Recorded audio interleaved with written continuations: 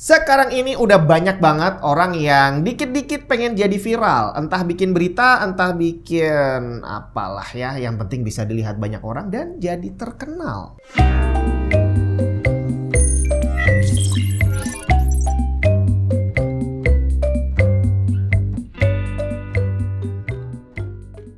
Yes, berkat sosial media. Akhirnya sekarang ini semua orang, masyarakat awam gitu ya, itu sudah boleh untuk bikin berita versi mereka sendiri dan menyebarluaskannya. Istilahnya adalah citizen journalism. Padahal zaman dulu itu kalau mau bikin berita nggak boleh sembarangan, bre. Jangankan orang awam gitu ya, bahkan orang yang sudah berprofesi sebagai jurnalis aja nggak boleh sembarangan menerbitkan berita. Jadi profesi sama profesional itu adalah satu hal yang saling berkaitan. Jadi kalau kamu dengar kata-kata profesional, itu bukan berarti orang yang jago banget itu disebut profesional.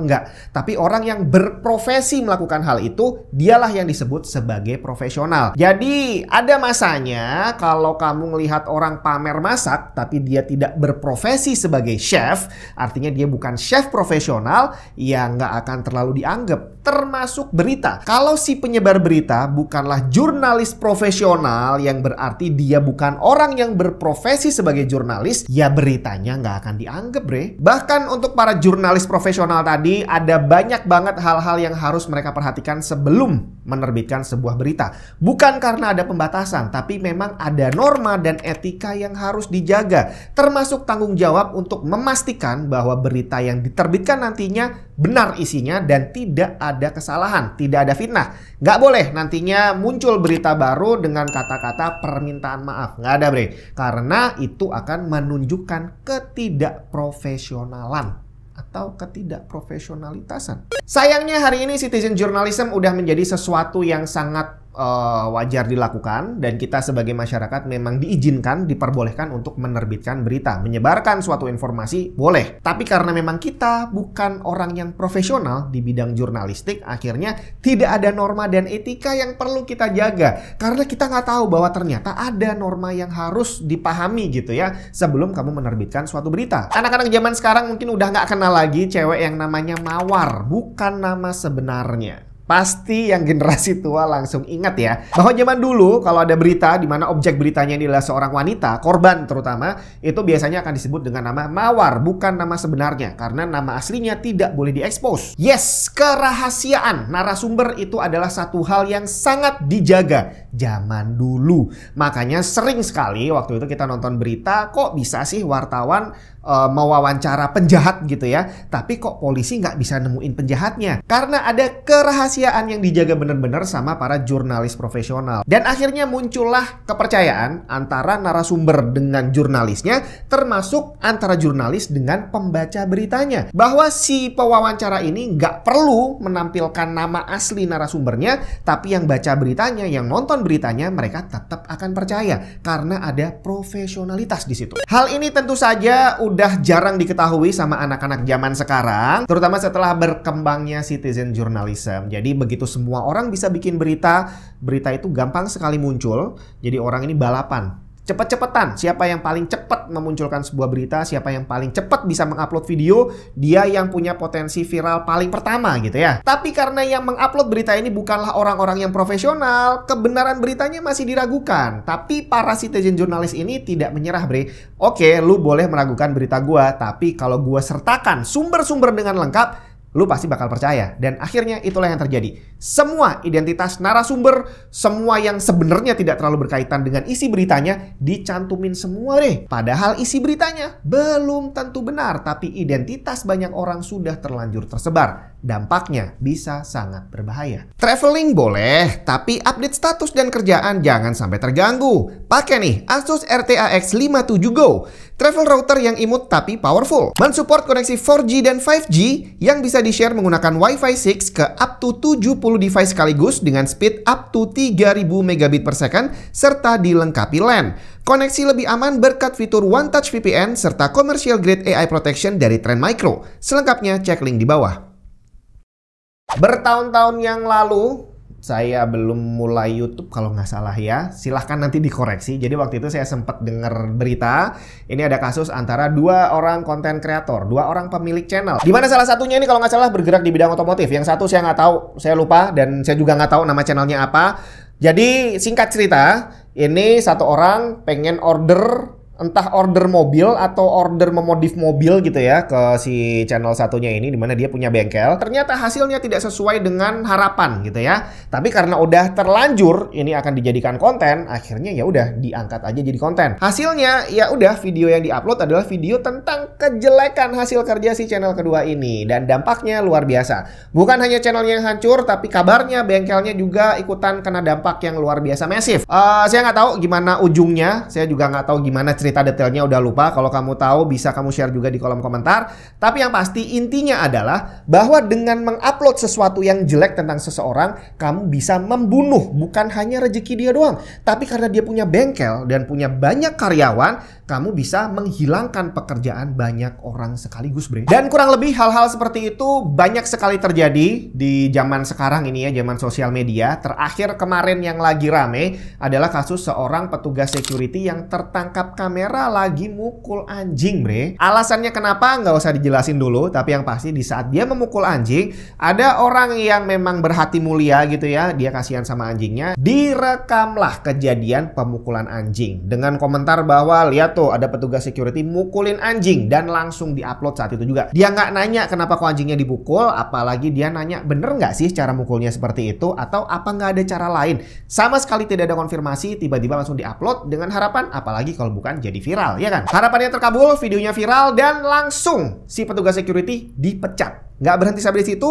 ternyata bukan hanya satu orang yang dipecat, tapi perusahaan, agensi tempat si security ini bekerja, ikutan diputus kontraknya. Artinya dari satu video yang kehilangan pekerjaan bukan hanya satu orang, tapi ada banyak orang. Dan untuk apa? Apakah benar dia melakukan kesalahan? Setelah beritanya viral, muncul berita susulan lagi bahwa ternyata pemukulan anjing itu dilakukan bukan tanpa alasan. Katanya si petugas security ini pengen menyelamatkan anak kucing yang diserang sama anjing yang dipukul tadi. Selanjutnya muncul lagi berita, kali ini dari seorang handler anjing Tango Canine, jenis anjing yang dipukul tadi, bahwa pemukulan yang dilakukan oleh petugas security itu sudah sesuai dengan SOP. Jadi mukulnya nggak sembarangan, bre. Ada tekniknya dan ada alasannya, dan ternyata tekniknya benar. Tapi nasi sudah menjadi bubur, orangnya terlanjur dipecat, kontrak agensinya terlanjur diputus. Walaupun setelah itu si penyebar berita membuat video permintaan maaf, tapi buat apa kamu sudah terlanjur merusak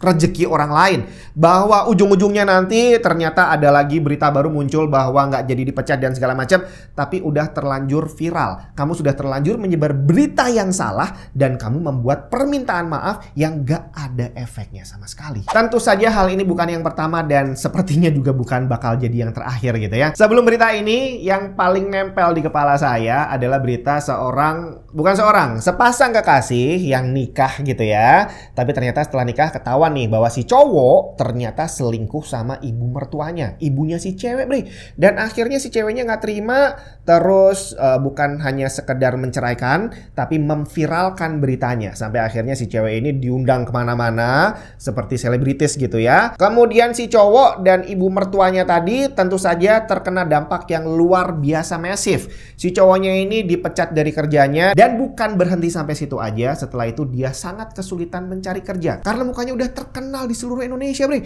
Dia ngelamar kemana-mana langsung ditolak. Termasuk si ibu mertua yang selingkuh tadi, memang luar biasa nih ya. Itu dia juga bukan hanya dikucilkan oleh warga kampungnya aja, tapi dikucilkan sama orang di seluruh Indonesia. Jadi dia diusir dari kampungnya, tapi mau masuk ke kampung lain juga kesulitan, bre. Iya, yang mereka lakukan itu salah. Selingkuh memang tidak bisa dibenarkan ya, apalagi selingkuh sama mertua sendiri.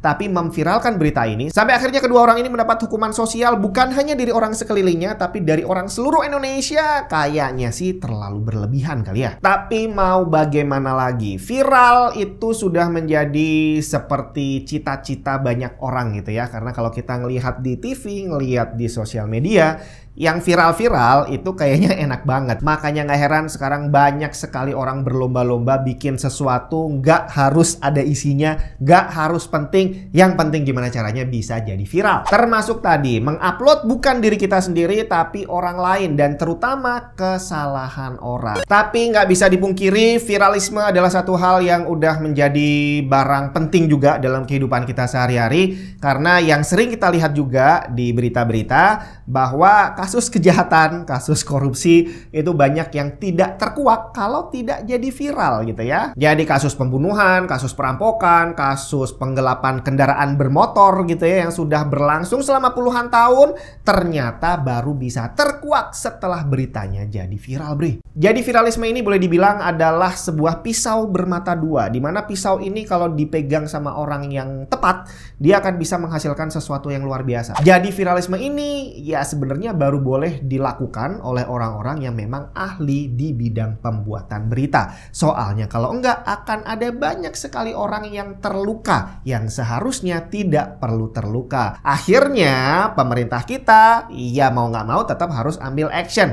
Nggak bisa kayak gini diterus-terusin. Dan akhirnya dampaknya lihat tuh RUU penyiaran, Bre. Di mana RUU penyiaran ini dikhawatirkan akan membungkam kebebasan pers. Gara-gara dikit-dikit pengen viral, baru tahu sedikit langsung diupload, ya mau nggak mau memang harus dilakukan pembatasan. Dan kalau udah pemerintah yang pegang, ya sudah, pembatasannya akan dipukul rata semuanya. Karena sebenarnya kalau kita hitung secara jumlah, korban dari viralisme ini yang paling banyak adalah masyarakat awam. Bukan penjahat, bukan koruptor. Mereka cuma jadi korban yang bisa dihitung dengan jari. Tapi sebagian besar yang terjadi, yang jadi korban adalah orang-orang biasa. Orang yang salah parkir, buang sampah sembarangan, ribut di jalan, cuma receh-receh dan nggak terlalu penting. Nah, kalau viralisme ini diteruskan, apa dampaknya? Ya tentu saja nggak akan bagus. Memang bisa penjahat ketangkep, tapi orang-orang yang seharusnya nggak kena dampak juga jauh lebih banyak gitu ya. Dan kalau diterusin, hasilnya akan muncul RUU penyiaran yang dikhawatirkan malah justru akan membatasi kebebasan jurnalistik. Dan semuanya adalah akibat dari kita yang merasa berhak untuk menjadi citizen jurnalis. Boleh mengupload berita, boleh menyebarluaskan informasi tanpa tahu dampaknya seperti apa. Dan yang paling parah lagi adalah kita nggak tahu sebenarnya ada guidance-nya, apa yang harus kita lakukan sebelum menyebarluaskan sebuah berita. Norma apa yang harus dijaga, etika apa yang harus dijaga. Jadi ada baiknya kita tidak usah bermain-main dengan senjata yang berbahaya kalau memang kita nggak tahu gimana cara pakainya gitu ya. Nggak tahu cara pakai pisau, ya udah nggak usah main-main pakai pisau.